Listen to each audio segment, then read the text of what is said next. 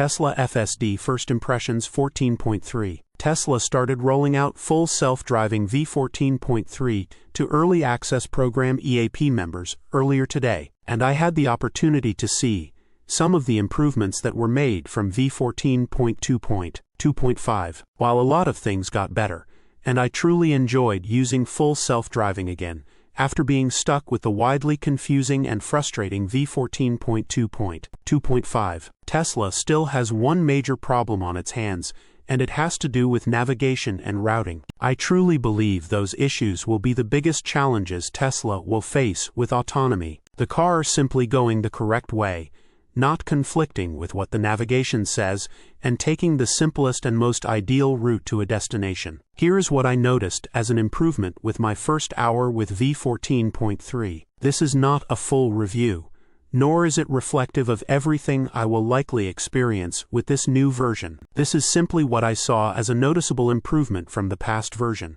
V14.2.2.5. Yellow light behavior is significantly better on V14.2.2.5. I had so many instances of the car slamming the brakes on to stop at a yellow light when it was clearly the safer option to proceed through. There were several times when the car would be about 20 feet from the line, traveling at 1520 mph. The light would turn yellow, and it would slam the brakes to stop. I would nudge it through yellow lights constantly because of this, by putting my foot on the accelerator. The instances I'm talking about here would not have been close calls. The car would have likely moved through the intersection completely before the light would turn red. On multiple occasions this evening, FSD proceeded through yellow lights safely, without hesitation or any brake stabbing. It was refreshing. Here is an excellent example. V14.2.2.5 would have slammed the brakes and stopped at this stop sign. I would have tapped the accelerator to proceed. You can see the light turns yellow,